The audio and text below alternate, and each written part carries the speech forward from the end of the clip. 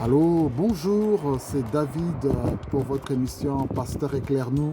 Je suis encore content de pouvoir vous retrouver dans cet épisode. Comme vous le savez, nous répondons à différentes questions que les hommes nous envoient chaque semaine. Et aujourd'hui, nous avons épinglé une question que nous voulons avec vous partager. Lisons et écoutons cette question. Femme, es-tu une couronne ou une carie pour ton mari? Voilà, après avoir lu cette question, nous comprenons que le grand point d'interrogation qui se pose, est-ce que si je suis une femme, suis-je une couronne pour mon mari ou suis-je une carie pour lui dans ses dents ou dans ses os? Un passage dans Proverbe au chapitre 12, le verset 4 le dit, le souligne. Il affirme qu'une femme qui est vertueuse est une couronne pour son mari. Et une femme qui est honteuse qui fait la honte plutôt, est une carie dans ses os. Alors, ce qui est honteux, c'est ce qui est dégradant, ce qui est humiliant, ce qui n'a pas d'appréciation, ce qui perd de dignité. Et femme, si tu as de l'amour plus pour les choses du monde que pour Dieu, tu ne pourras pas faire la gloire de ton mari, ce sera une honte pour toi. Quand tu manques de respect vis-à-vis de ton mari, tu es insoumise, tu es rebelle, c'est la honte pour ton mari. Parce qu'il ne sait pas, à tout moment tu peux l'insulter, à tout moment tu peux l'ingérer en public. Quand tu n'es pas propre dans ton caractère, mais montre aussi dans ta propre hygiène. C'est-à-dire que tu ne te prends pas bien soin de ton corps, tu ne prends pas bien soin de tes soins intimes, tu ne prends pas bien soin de ta maison, de ton lit où vous couchez. C'est une honte aussi pour ton mari. Il n'ose pas inviter les gens chez lui à la maison, ayant peur que les gens se moquent de son habitation. Quand tu es gaspilleuse, tu gaspilles l'argent à un coup de tête pour n'importe quoi. Tu ne fais jamais des économies.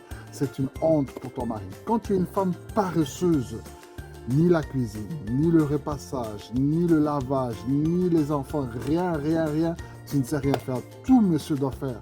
C'est une honte aussi pour ton mari. Et la Bible dit que quand tu fais la honte de ton mari, tu es comme une carie dans ses dents. J'ai souffert de la dent, ça fait très mal. Tu ne dors pas, tu ne manges plus, tu n'as plus appétit, tu n'arrives plus à te concentrer, tu n'arrives plus à travailler.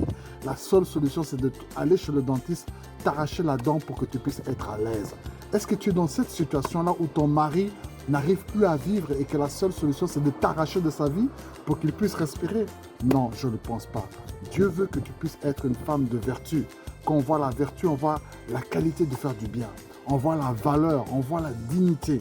Et c'est possible que tu puisses être une femme de vertueuse. Premièrement, en ayant la crainte de Dieu, en t'attachant beaucoup plus à Dieu que les choses du monde. Deuxièmement, en respectant ton mari, en te soumettant à lui. Je ne dis pas soumission pour être esclave, mais soumission pour avoir du respect. À un homme, tu peux tout le priver, mais ne le prive surtout pas du respect qu'il a besoin. En étant une femme travailleuse, ne sois pas paresseuse. Monsieur peut t'aider dans certaines tâches, mais tu dois aussi pouvoir être capable de faire aussi d'autres tâches ménagères à la maison. En étant aussi économe, quoique ton partenaire amène l'argent, mais toi aussi tu es capable d'économiser, tu es capable d'épargner, tu es capable de faire un petit boulot pour amener un bonus dans la maison et vous assembler cela ensemble. En étant aussi propre, en attirant ton mari, en mettant à l'aise votre chambre à coucher, en mettant à l'aise l'environnement pour que ton mari se sente à l'aise. Il n'ait pas envie de traîner dehors, dans les cafés, dans les boîtes de nuit, mais il a envie toujours d'être chez lui à la maison parce qu'il est à l'aise. Une femme propre, un environnement propre. Et une belle histoire dans la Bible nous parle de deux femmes. L'une s'appelait Vachi et l'autre c'était Esther.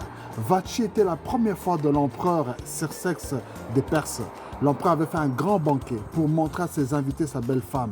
Il a appelé sa femme, il a dit « Femme, viens avec ta couronne pour que je te montre ta beauté à tous mes invités. » Mais la femme a refusé. Ça a été une carie dans la dent de cet empereur. Il a eu honte devant tous ses invités. Et du coup, il a répudié sa femme et il a fait cela pour que toutes les autres femmes aussi dans l'Empire respectent aussi leur mari, parce que cette insoumission allait être contagieuse pour les autres femmes. Et ensuite, il a dû trouver une nouvelle femme qui était Esther. Esther était différente. Elle était une femme de valeur. Elle était une femme soumise. Elle était une femme qui faisait plaisir à son homme. Et son homme était même capable de dire « Esther, si tu me demandes la moitié de mon royaume, je suis prêt à te donner. » Quand tu traites ton mari comme un roi, il te traitera aussi comme une reine. Je me souviens quand je suis parti mangeais dans un fast-food, on m'avait remis une petite couronne sur la tête. Et je me sentais bien d'être le roi de cette journée et que la reine était à mes côtés. Donc ma soeur, comporte-toi comme une femme vertueuse, une femme de valeur. Et tu verras comment ton mari t'honorera. Tu verras comment ton mari aimera passer du temps à côté de toi et t'afficher devant tous les autres. Que Dieu te bénisse par cette courte vidéo. Et n'hésitez pas aussi à partager cette vidéo à vos proches. Si vous avez des questions, n'hésitez pas à nous écrire sur les coordonnées qui apparaissent. Dieu vous aime, Dieu vous bénit. Et n'oubliez pas de vous abonner sur notre compte YouTube et aussi de le partager. À très bientôt.